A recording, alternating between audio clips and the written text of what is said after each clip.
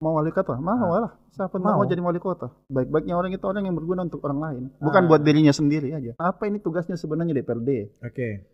Apa ini yang harus kita bikin selama kita menjadi DPRD supaya betul-betul kita berguna untuk masyarakat ini. Jangan sampai kita cuma datang duduk pulang kan.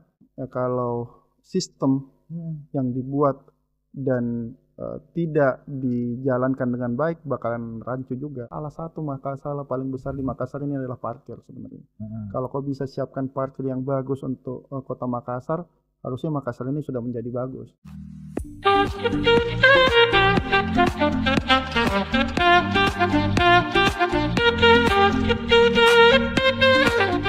Bismillahirrahmanirrahim. Assalamualaikum warahmatullahi wabarakatuh. Kawan-kawan Portal Media, kembali lagi di podcast Portal Media. Kali ini tamu saya sebenarnya sudah lama sekali direncanakan, cuman kayaknya sibuk sekali, jadi ya baru hari ini dia datang.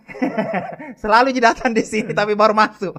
Di depan saya sudah ada tamu calon legislatif, calon anggota DPR provinsi terpilih. Belum dilantik, insya Allah terpilih. Ada Dr. Fadli Ananda. Assalamualaikum Pak Dok. Waalaikumsalam warahmatullahi wabarakatuh. Baru pergi sempat ini Pak Dok. Sering-sering jika ada tapi baru kita. Sibuk Pak Dok? Alhamdulillah. Enggak, pasca pengumuman KPU apa dibikin?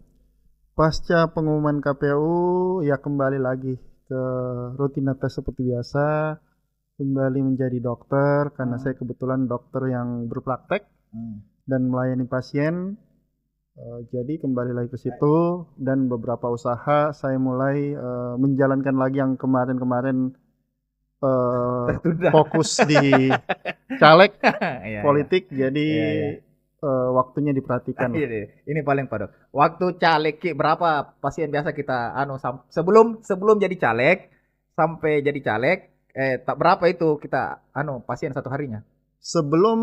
Kalau sebelum caleg ya memang setelah kenal politik berkurang sebenarnya.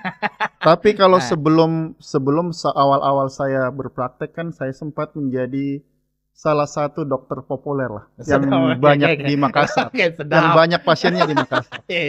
Tapi setelah kenal politik akhirnya dari yang tiap hari praktek berkurang menjadi 5 hari, berkurang menjadi 4 hari, sekarang tinggal 3 hari. 3 hari mami praktek. Satu hari itu biasa berapa kita tangani kah? Tergantung banyaknya juga sudah berkurang. Yang dulu tiap hari lebih dikenal jadi politisi daripada jadi dokter. Yang sekarang, yang dulu awal-awal buka 30 per hari. Jadi selama 6 hari itu 30 pasien praktek. Kadang-kadang operasi 3 sampai 5 per hari. Wadah. Masuk ke tahun-tahun politik menjadi pilwali kemarin berkurang karena jam praktiknya dikurangin, orang mencari dokternya sibuk politik berkurang. Tambah lagi di caleg ini seperti itu lagi, ya sudahlah. Memang jalannya seperti itu. Nah, saya baru maksud bertanya ini karena kan insya Allah dilantikin nanti nih Oktober. Amin, insya Allah. Insya Allah. Jadi praktek ditinggalkan semua? Enggak lah. Enggak, tetap praktek itu hobi saya. Hobi dapat uang. Hobi dapat uang. Selain itu membantu masyarakat. Oke. Kemarin waktu kampanye saya dengar gratis juga kita kasih orang. Bukan cuma kampanye, sekarang pun masih gratis. Oh gitu dia? Sekarang pun masih gratis. Masih gratis. Jadi konsultasi ke Dr. Fadli Ananda ini gratis. Gratis. Kalau begitu kutanya paling kayak jam hari apa praktek? Saya tiap hari Senin habis maghrib, Selasa habis asar, dan Rabu jam 9 pagi. Kawan-kawan Portal Media ingat ini, kalau di dokter Fadli gratis. Bagi yang tidak mampu. Jangan tong juga orang mampu gratis. Iya. Pak Dok, ini terpilih nih insyaallah. Amin, insyaallah. Cuman kan awal karir politik ini dimulai dengan calon wakil wali kota. Gagal. Sekarang mencalonkan diri jadi anggota DPR provinsi, menang. Alhamdulillah. Pertanyaanku begini, kenapa tidak berhenti memang dari awal? Maksudku kan gagal Maki. Supaya satu-satu tuh. Ada gagal, ada menang. Itu. Masa gagal terus? Kita anak muda di CV nih bos. CV sudah 1 kali gagal di politik, harusnya ada 1 kali menang di politik. Tidak trauma Kika. Tidak, lumayan itu gagalnya Pak Dok. Trauma apa ya? Trauma sih sebenarnya kalau saya pribadi tidak, Ji. Tidak, Ji. Cuman ya keluarga-keluarga ini mungkin ada trauma. Istri. Kalau istri juga tidak, Ji. Tidak, Ya, Ji. yang masalah ini kan kayak orang tua, kayak Ya. ya yang sekitar kita lah. Beban yang itu menurut saya yang agak berat ke Terus sayanya. meyakinkan ke orang tua? Orang tua kalau umpama yang kedua ini enggak terlalu berat, Ji. Cuman kalau mungkin ketiga kali nanti berat. Ampun yang ketiga. Nggak, maksudku apa pelajaran yang kita ambil dari kegagalan itu sampai hari ini sudah berhasil? Ataukah memang dua kompetisi berbeda ini menurut tak? Menurut saya kan saya ini di politik kesannya iseng-iseng aja dulu Awalnya iseng-iseng terus tiba-tiba jadi terus wakil wali kota. tiba-tiba diseriusin sedikit dapat rekomendasi nggak bisa mundur. Ya udah gaspol. Okay. Pengalaman belajar dari beberapa senior di sana di Pilwali kemarin, ya pengalaman itu yang kita bawa ke Pilcaleg, walaupun sebenarnya kontestasi antara Pilwali dan Pilcaleg ini menurut saya suatu hal yang lumayan berbeda lah. Oke. Jadi tapi ada pengalaman-pengalaman yang kita bawa dari Pilwali bisa digunakan di Pilcaleg tersebut. Misalnya seperti itu. Misalnya bagaimana membangun tim, bagaimana berkolaborasi dengan orang lain, caleg-caleg lain, bagaimana caranya kita bisa. Jadi kemarin ada kolaborasi tak? Pasti ada lah. Semua orang begitu ya? Nggak tahu nih, saya juga kan baru pertama ini, jadi saya nggak tahu juga orang-orang bagaimana. Semua, belum tentu juga semua orang berkolaborasi deh.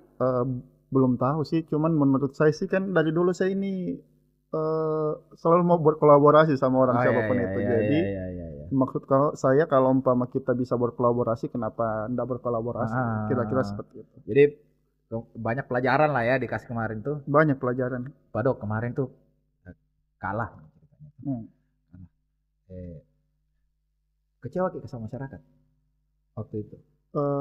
Kalau kecewa sama masyarakat ya, sebenarnya kecewa sama sistemnya aja. Kecewa sama wah, dalam pembicaraan ini. Ya. Sistemnya kenapa, Pak Dok? Sistem yang membuat masyarakat seperti ini jadinya. Sistem yang membuat masyarakat menjadi terlalu terlalu pragmatis lah hitungannya ya jadinya ya. Jadi membuat masyarakat terlalu tidak melihat lagi bagaimana visinya calon pemimpinnya, bagaimana dia tidak mengulik lagi bagaimana kemampuan pemimpinnya, kira-kira seperti itu. Ini kalimat ini Pak Dok, kalau saya bisa simpulkan, masyarakat tuh lebih fokus pada isi tas daripada kapasitas. Bolehkah saya menyimpulkan begitu dari kalimat tadi ini? Gimana ya? Ya 50-50. Karena bolehkah saya menyimpulkan kayak begitu? Kalau isi tas juga kita cuman bawa tanpa membuat jejaring yang bagus, susah juga turunnya, kira-kira gitu. Jadi sama aja pentingnya. Gimana ya? Sebenarnya kan bagusnya kalau ya sama lah pentingnya, sama-sama pentingnya. Ini pertanyaanku berikutnya. Ini saya nanya ini sebenarnya hampir semua politisi yang datang ke sini. Siap. Saya ini politisi atau apa? Politisi kan? Politisi. Siap. Insyaallah politisi ini. Saya kadang-kadang bingung juga. Saya ini politisi, dokter. Iya, pembalap. Iya. Kadang-kadang pengusaha. Jadi pengusaha kadang-kadang ya. Iya, betul. Nah, ini Pak Dok. Saya mau nanya apa tadi? Ini nih. Hampir semua saya tanya ini. Semua orang mengakui, langsung tidak langsung ya, ada yang mengaku off cam, ada biar on cam mengaku betapa brutalnya pemilu kemarin ini Pak Dok. Kan kita sebagai peserta ini ceritanya tuh, betapa brutalnya pemilu kemarin. Ini pertanyaanku, setujukah kita itu? Brutal ini maksudnya money politik ya? Karena saya ini pengalaman pertama aku, jadi saya tidak ada perbandingan. Jadi saya tidak bisa menjawab itu, karena saya tidak ada perbandingan. Yang sebelumnya bagaimana? Saya ini 2014 golput. Orang yang anti politik sebenarnya. Tiba-tiba teman-teman kerjaan di 2018 masuk di 2020. Baru kali itu jadi di politik. Saya kan orang apatis sebenarnya tentang politik juga. Awalnya ini. Awal-awal. Jadi kata betapa brutalnya itu tidak bisa tidak bisa kayak komentar persoalan itu. Brutal kan kita harus ada pembanding. Hmm. Sebelum bagaimana, sekarang bagaimana? Bagaimana? Berarti tidak Tidak ada bisa, kan? tidak tapi Hmm. waktu saya undang Kanto itu salah satu Unhas, salah satu akademisi Unhas. Dia bilang bisa jadi memang paling brutal. Kita rasakah itu? Atau Saya ini kan kalau kita membandingkan, saya sama sekali tidak ada perbandingan karena saya sama sekali tidak pernah ikut politik di sebelum 2020. Iya. Ya, jadi saya tidak tahu sama sekali bagaimana ini kejadian-kejadian politik, apakah seperti ini memang atau kalau lebih brutal atau kalau lebih baik, saya tidak ngerti. Jadi tidak mau berkomentar. Jadi saya bukan tidak mau berkomentar, saya memang tidak ada perbandingan. Begini paling. Kemarin, beberapa hari lalu saya ketemu beberapa orang. Nama tadi disebut terus itu akan maju wali kota. Mau Ki? Mau apa dulu ini? Mau Ki jadi wali kota? Mau wali kota? Mau lah. Siapa mau jadi wali kota? Cuman kan effort tak kalau saya lihat-lihat sekarang ini lebih adem. Yang dulu itu kayaknya baliho di mana-mana, billboard di mana-mana. Dulu itu kan orang tidak ada yang kenal saya. Jadi memang perlu pengenalan lebih dalam. Sekarang ini orang kan lumayan kenal saya dengan suara saya terpilih di DPRD provinsi ini, berarti insya Allah ada orang yang kenal saya. Berapa suara tak? Saya lupa pastinya ya. Iya. Cuman 18 atau 19 ribu. Belasan ribu ya? Belasan ribu lah. Iya. Dan mau Ki, tapi kan tidak mendaftar Ki ini. Mau. Cuman kan mau itu bukan cuman mau aja. Kalau di politik ini kita harus melakukan tahapan-tahapannya, kita lalu tahapan-tahapannya. Dan sekarang Dr. Fadli tidak melakukan itu. Iya itu. Kan ini pertanyaannya mau apa enggak? Kalau mau ya mau lah. Siapa yang enggak mau jadi wali kota? Mau. Cuman menuju ke sana belum ada usaha ini sampai sekarang. Kalau begitu, kenapa mau dan tidak berusaha? Kenapa mau dan tidak berusaha? Iya. Kenapa tidak mau? Kalau saya tanya, Sal mau jadi wali kota apa tidak? Kan pertanyaannya itu mau apa tidak? Iya. Mau apa tidak? Bisa gak jawab karena tidak ada anuku, tidak ada, saya tidak punya kesempatan dan jalan ke sana. Kan Dr. Fadli ada itu. Oke. Kalau jalannya berarti sekarang kan kelihatan saya mengusahakan apa tidak. Iya, itu. Saya ada apa tidak. Kalau sekedar mau ya semua orang mau lah. Coba aja tanya teman-teman yang lain walaupun bukan politisi mau jadi wali kota enggak? Kemungkinan mau kan. Itu bentuk bentuk kita memberikan mungkin kemampuan kita untuk ke masyarakat lah, ceritanya seperti itu. Tapi kalau umpama mau aja sekedar mau, ya semua mau. Ya semua mau, tapi tidak semua yang bisa menjadi wali kota kan seperti itu. Dan saya realistis di situ. Realistisnya itu dengan beberapa hal yang sudah terjadi kira-kira seperti itu. Apa yang terjadi? Ya kita adalah survei. Ada masuk terus di nama mata. Ada kondisi, ya kan cuman kan saya ini pernah masuk jadi calon wakil wali kota. Iya. Jadi bukan lagi bakal calon ya. Saya ini sudah menjadi calon wakil wali kota. Sudah pernah calon. Sudah pernah. Masa untuk maju ini kalau umpama cuma jadi bakal calon lagi untuk apa? Saya mau kalau saya maju ya saya menang. Kan kira-kira seperti itu. Begini paling.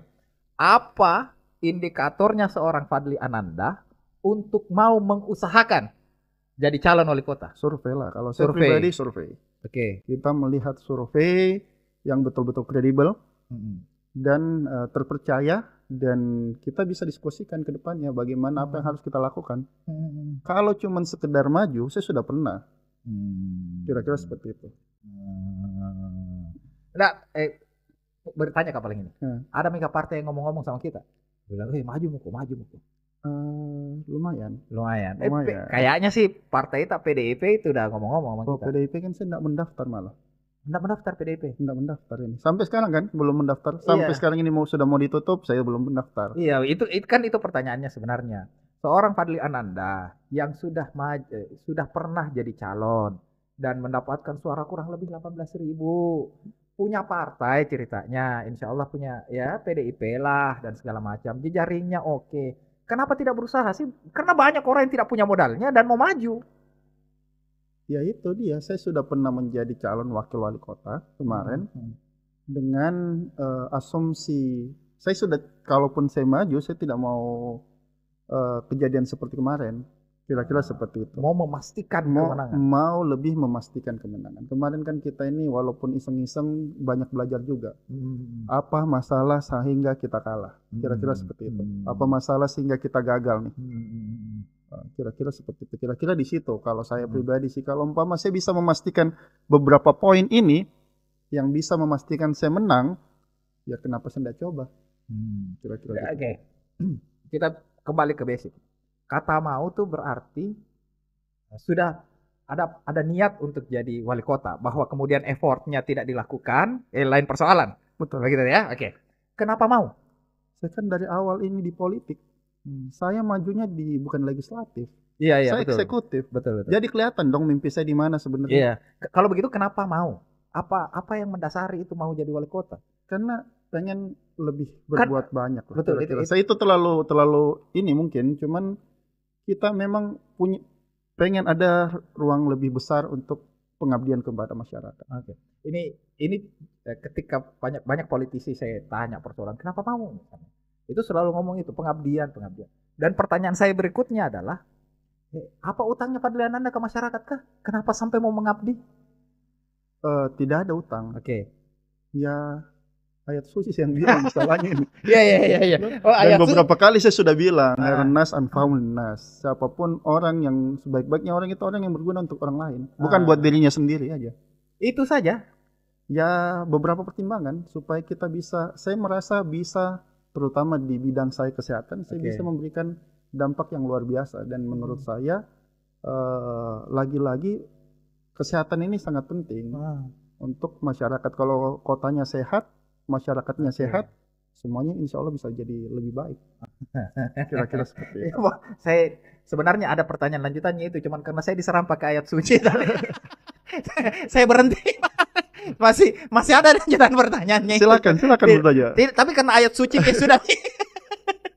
Nah, oke. Sudah mengabdi, sudah jadi dokter, jadi pengusaha, sekarang jadi politisi, dan sekarang hari ini insya Allah akan dilantik jadi anggota DPR. Siap. Sebagai dokter, sebagai pengusaha, mau ngapain di DPR? Sebagai dokter dan pengusaha. Iya, ya backgroundnya maksudnya. Karena background itu dokter, pengusaha, pembalap Tommy, drummer Tommy, pengasem itu. Terus terang ya. Terus terang sampai saat ini saya masih banyak belajar sama senior yang sudah duduk. Saya diskusi karena saya ini orangnya suka kepo, suka pengen tahu apa sih sebenarnya di DPRD ini sampai di mana. Sampai di mana kita DPRD tugasnya kita, sampai di mana kita bisa berbuat untuk orang banyak di DPRD. Saya bertanya seperti itu. Jadi saya belum lebih ke spesifik ke pengusaha maupun dokternya, tapi bagaimana, apa ini tugasnya sebenarnya DPRD. Apa ini yang harus kita bikin selama kita menjadi DPRD supaya betul-betul kita berguna untuk masyarakat ini. Jangan sampai kita cuma datang duduk pulang kan. Yang intinya di DPRD ini adalah niat awal kita adalah bagaimana kita bisa berguna untuk masyarakat. Kira-kira seperti itu. Nah, apa jalannya? Jalannya ya sekarang saya lagi diskusi banyak sama senior-senior yang sudah duduk maupun yang di politik lebih lama daripada saya. Saya kan ini anak baru di politik. Anak kacuping lah ceritanya. Dan betul-betul setelah 2020 saya yang gagal itu, saya betul-betul meninggalkan politik. Sebenarnya saya kembali lagi menjadi dokter, saya kembali lagi turun ke bencana. Saya tidak betul-betul fokus di politik ceritanya. Pas lagi ada halatan ini baru saya masuk di politik lagi. Dan inilah sekarang waktunya saya di politik memang karena saya sudah terpilih fokus dan lagi. Harus ada waktu ataupun pikiran yang saya spare untuk dunia politik ini supaya betul-betul kita bisa bermanfaat untuk orang. Hobi cari duit, pengusaha, minggir dulu sedikit.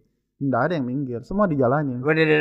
Iya, karena jalan terus selama ini. Selama ini saya jalan aja semuanya. Maksudnya ya bagaimana mengatur waktu aja sebenarnya. Saya juga masih nongkrong sama teman-teman.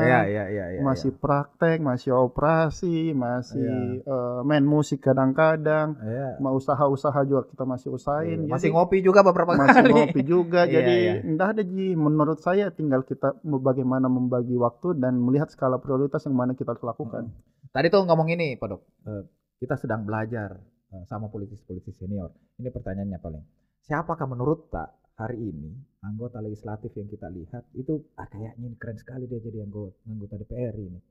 Mau di tingkatan manapun. Apa ya? Hampir semua sama menurut saya. Menurut saya sampai sekarang saya belum ada mengidolakan sama sekali politisi ya. Atau minimal yang kita ajak bicara lah, yang kita ajak ngobrol lah. Ya beberapa senior partai, beberapa senior luar partai, dan beberapa orang yang bahkan bukan orang politik, cuman berharap banyak tentang orang-orang politik ya. Kita diskusi juga. Iya. Ini anu paling. Kemarin kampanye berapa bulan ya? Kemarin bulan berapa? Kalau saya pribadi sih mulainya di bulan 8 ya kemarin ya. Iya. Karena saya ingat sekali bulan 8 itu saya masih di Amerika. Tanggal 17 Agustusnya saya di Amerika, tanggal 20 baru balik, baru mulai membentuk tim di situ. Kita sudah kemana-mana ini. Menyerap aspirasi sebenarnya. Di Dapil A, Makassar A, Dapil Makassar A. Sebenarnya apa masalahnya orang di sana sih, Pak Dok? Paling banyak sih sebenarnya di lapangan kerja dan kesehatan. Lapangan kerja. Itu aja. Sebenarnya masalah-masalah di kita ini kan pendidikan, lapangan kerja, kesehatan. Apa masalahnya? Ya banyak pengangguran. Banyak lulusan SMA, bahkan yang kuliah nggak mendapatkan pekerjaan yang layak. Itu kenapa, Dok? Ya belum tahu juga. Maksudnya mungkin terlalu banyak kurangnya lapangan kerja mungkin ya. Pendidikan kenapa, Dok? Tadi pendidikan, kesehatan. Pendidikan yang bottleneck antara SMP ke SMA kan lebih banyak dari SD-nya banyak, SMP-nya sedikit, makin mengecil ke SMA. Jadi di tiap tingkatan itu makin berkurang lah pastinya. Jadi semakin tinggi dia semakin sedikit orang sekolah. Itu kenapa ya, fasilitasnya kah? Fasilitasnya kan sekarang berkurang. Atau memang masyarakatnya kah? Saya kurang tahu. Yang pastinya di masyarakat ini fasilitas yang masih berkurang, masih kurang fasilitas. Kesehatan deh. Kalau kesehatan ya banyak lah. Banyak lah masalah. Ini Tommy masalah stuntingnya, masalah angka kematian ibu hamil masih tinggi semua. Ini saya mau tanya, memang stuntingnya kita masih tinggi Makassar? Masih tinggi. Masih banyak sekali. Kalau kita melihat, saya juga sebelum menjadi politisi ya, sebelum turun ke masyarakat, sebelum tahun 2000 berapa, saya turun 2019, saya melihat ini Makassar kota yang baik-baik aja. Iya betul. Yang keren. Ternyata saya cuma lihat pinggiran-pinggiran, bukan intinya memang ya banyak memang masyarakat yang membutuhkan. Banyak masyarakat yang belum dalam taraf yang normal ya, taraf hidup yang baik.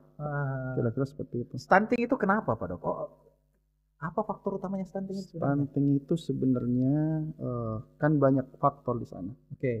Baik hygiene-nya, tapi utamanya sebenarnya adalah 1000 hari pertama kehidupan. Dan ini berulang-ulang nih. Saya dengar kita berulang-ulang ngomong 9 bulan dalam kandungan dan 2 tahun setelah lahir. Itu adalah golden period-nya anak bayi untuk bisa berkembang. Kalau lepas dari itu, jadi jangan berpikir kalau umpama di kandungan itu kadang-kadang dokter cuma kasih obat, dibilang cuma dikasih multivitamin. Yang multivitamin itu biasanya dikasih oleh dokter adalah isinya asam folat dan kalsium. Kenapa kadang-kadang pada protes? Padahal itu obatnya sebenarnya supaya pertumbuhan otak dari bayi itu sehat mulai dari dalam kandungan. Kira-kira seperti itu. Jadi 1000 hari pertama kehidupan itu sangat penting. 2 tahun setelah lahirnya juga termasuk. Iya, termasuk 2 tahun setelah lahiran, termasuk pemberian ASI-nya, ASI eksklusifnya, makanan pendamping ASI-nya, dan gizi-gizi yang harus dipenuhi. Dan di Makassar karena itu tidak terpenuhi ceritanya, masih tinggi stuntingnya. Tidak terpenuhi karena kebanyakan menurut saya pribadi malah edukasi yang kurang. Edukasi yang kurang dan masyarakat yang masa bodoh, menurut saya seperti itu. Iya. Edukasi itu berarti tanggung jawab pemerintah ya? Iya, edukasi pasti tanggung jawab semua pihak lah, bukan cuma pemerintah. Masyarakatnya juga harus lebih aware terhadap kalau hamil ini bukan cuma sekedar hamil 9 bulan, menunggu 9 bulan, cuman 9 bulan ini apa yang harus kita lakukan, itu aja kan. Menjaga ini supaya betul-betul anak kita berkembang dengan baik ya. Apa yang harus dilakukan dalam 9 bulan? Kira-kira seperti itu. Dok, saya ini nanya juga ini ke siapa? Ahmad kemarin. Kan Nah, pertanyaannya kurang lebih sama kemarin saya tanya dia. siap. Mau jadi wakil wali kota enggak ya? Jawabannya juga ngambang. Dia bilang tidak mau. Hmm. Kalau dia tidak mau. Tapi saya sempat nanya ini, Dok. Saya sempat nanya, yang apakah apa nilai tak ke orang, ke sosok itu bahwa dia akan jadi wali kota ideal? Kita kan pasti punya nilai ideal nih masing-masing di kepala nih ceritanya nih. Kalau saya pertama harus mengerti tentang kondisi lapangan Oke. kota itu sendiri. Oke. Yang kedua harus pintar pastinya, bisa menyelesaikan masalah tanpa masalah.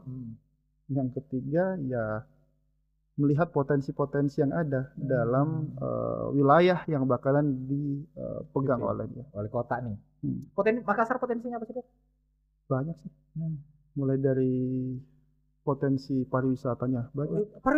Makassar punya potensi pariwisata, Dok? Ya iyalah, Heeh. kita lihat lautnya, Iya. nggak ada mungkin yang sedekat kita sama Lona, nggak ada yang seperti Lanjukang dan sebagainya yang di sini, di mana ada orang-orang yang ramah-ramah di sana, semua pasir putih, kan agak susah dicari di tempat lain. Oke. Dan menurut saya yang kurang dari pariwisata kita adalah storytellingnya. Storytelling itu adalah bagaimana orang sebelum sampai ke contoh ke daerah mana lah, daerah apa lagi namanya, daerah Samalona, daerah pulau-pulau situ, dia sudah harus tahu dari awal ini apa yang dilihat di sana. Kita ini kan ke sana dulu. Ke sana dulu baru kita iya bagus ini Towa. Marketingnya ini, Iya, marketingnya masih kurang. promosinya. Sementara di luar-luar kan kita ini kadang-kadang sebenarnya kita tahu bilang ini kota sebegini, cuman dia bisa men-storytellingkan bilang ini dibangun di sini, wilayahnya ini sampai sebegini. Saya pernah di salah satu kota dibilang ini kota bau sekali. Saya tanya kenapa ini bau begini? Dia bilang oh iya ini kota dikutuk. Kan enggak masuk akal sebenarnya. Cuman mereka bisa melakukan storytelling seperti itu dan semua masyarakatnya bisa memberikan itu, gambaran itu. Ini kota dikutuk dulu, banyak paranormal di sini yang tidak bagus, akhirnya dikutuk jadi bau ini kota. Memang kota itu ada sedikit tidak sedap, cuman storytelling seperti itu. Kadang-kadang juga kita diberikan storytelling ini dulu tempat masuknya Harry Potter, di sini dibikin Harry Potter, padahal kan ini fiktif semua, cuman dengan storytelling yang bagus, dengan cara orang-orang melakukan pemaparan yang bagus terhadap wilayah itu, kita jadi penasaran. Dan Makassar bisa? Harusnya bisa lah, kita punya banyak potensi, makanan kita enak-enak. Iya, kita betul. tinggal menjelaskan bilang ini ikan ini cuma ada di Makassar, ikan ini begini bentuknya, kan seperti itu sebenarnya. Iya. Kan kalau jadi warga ini Dok, saya mau curhat sedikit. Pernah dengar Pak Mahir? Pak Mahir. Jadi dia polisi, Pak Mahir. Itu selalu dia konten kreator tapi polisi. Setiap hari dia ngonten itu orang melanggar, Pak. Namanya orang melanggar. Iya, betul. Bayangkan. Oh iya tahu. Jadi tiap hari dia konten, tiap hari ada orang melanggar. Betul. Jadi kesannya memang mental masyarakat kita ini yang suka melanggar, Pak Dodi. Saya kurang tahu nih kalau begitu, dan memang kebiasaan sih menurut saya. Kebiasaan kalau kita sudah suka melanggar yang bakal terus melanggar. Ya kan maksudku ketika orang-orang ini sampai ke Singapura enggak melanggar gitu. Iya kalau sampai Singapura, kalau nggak sampai Singapura orang-orang begini nggak bakal sampai Singapura menurut saya. Maksudku jangan sampai memang persoalan peraturan di kotanya yang jadi masalah. Atau kita kurang tegaskah? Saya kurang tahu ya di mana masalahnya. Cuman memang kalau sistem yang dibuat dan tidak dijalankan dengan baik bakalan rancu juga. Akhirnya seperti itu. Iya. Akhirnya dibilang di sini bisa, di sana bisa gitu. Padahal kan ini harusnya satu kesatuan semua. Iya, itu maksudku. Karena kayaknya orang-orang yang sama kalau kita bawa ke suatu tempat tertib ji. Iya, makanya berarti aturannya yang mungkin masih berubah-ubah dan tidak tidak dijalankan dengan baik oleh sistem. Itu juga Pak Dok, parkir liar. Kita baca enggak sebagai masalah Kota Makassar tuh? Iyalah, pasti. Saya juga punya banyak, saya lihat masalah dulu sebelum saya maju wali kota kemarin, Pak Gubernur waktu itu Prof NA sempat diskusi sama saya, dia bilang salah satu masalah paling besar di Makassar ini adalah parkir sebenarnya. Kalau kau bisa siapkan parkir yang bagus untuk Kota Makassar, harusnya Makassar ini sudah menjadi bagus. Contoh umpama kita wilayah-wilayah tertentu harus ada tempat parkir bertingkat dan sebagainya lah, supaya masyarakat lebih suka jalan juga. Jadi ini mengatasi beberapa masalah dengan parkiran yang bagus. Kita terkenal sebagai Indonesia ini warga yang sangat malas jalan, terpenuhi juga. Dan memang jalan ini sebenarnya yang melatih jantung kita. Kenapa angka jadi dari parkiran itu bisa mengena kemana-mana sampai dengan angka kematian orang gara-gara jantung. Kira-kira seperti itu. Oh iya. Betul. Walaupun orang berpikir ini jauh sekali, cuman dengan parkiran yang bagus orang bakal lebih banyak jalan kaki. Jalan kaki daripada. Cuman lagi-lagi akses jalan kakinya juga diperbaiki. Jadi memang banyak hal yang diperbaiki sehingga angka kesehatan di Kota Makassar khususnya ini bisa menjadi baik lagi. Kira-kira seperti itu. Jadi kalau istilahnya kalau bicara tentang parkiran, bisa Tongki bicara tentang kesehatan ini. Bisa lah. Karena kalau orang idealnya paling bagus itu tiap hari kita minimal jalan 5.000 langkah. 5.000 langkah. 5.000 langkah itu kurang dari menghindari terjadinya penyakit jantung. Kira-kira seperti itu. Mengurangi beban jantung yang terus memompa. Kalau kita jalan kan banyak beban jantung, itu yang memperbaiki jantung sehingga tidak banyak sumbatan. Kira-kira seperti itu. Gampangnya. Oke, ini juga saya sempat nanya nih ke beberapa politisi yang datang. Menurut Pak Makassar sudah idealkah? Apanya ideal nih? Sebagai sebuah kota. Kalau sebagai sebuah kota, yang namanya kekurangan pasti ada di mana-mana. Ya, benar. Cuman kita sudah menuju ke sana menurut saya. Sudah jalannya udah begini memang. Jalannya sudah menuju ke sana. Memang perlu beberapa percepatan yang harus kita lakukan. Cuman ya lagi-lagi saya tidak bisa berbicara banyak, bukan ranah saya di sana. Dan ini ranah teman-teman eksekutif. Dok, terakhir. Sekarang setelah anggota DPR, ini tadi saya tanya mau jadi wali kota Ngambang ini. Kok Ngambang udah dibilang mau? Enggak. Kan persoalan ininya, kalau kemauannya ya ininya apa? Effortnya. Saya dapat kabar seorang Dr. Fadli Ananda akan mengusahakan menjadi seorang wali kota kapan, Dok? Keputusan akan mengusahakan. Kalau mau ikut bahasanya ini, Dr. Fadli ini. Kalau mengusahakan ya di waktu yang tepat. Tetap. Kira seperti itu. Terima kasih. Jadi ini saya juga udah belajar jadi politisi. Jadi jawaban saya harus belajar politik. Diplomatis terus. Oke, Dok, terima kasih Dok sudah datang di podcastnya Portal Media walaupun tiap hari nongkrong di sini. Terima kasih kawan-kawan Portal Media. Terima kasih sudah mampir sekali lagi di podcastnya Portal Media. Saya dari tadi ini sudah di kode-kode terus sama anak-anak di luar ini. Terima kasih. Kita ketemu di episode berikutnya. Billahi taufiq wal hidayah. Assalamualaikum warahmatullahi wabarakatuh. Waalaikumsalam.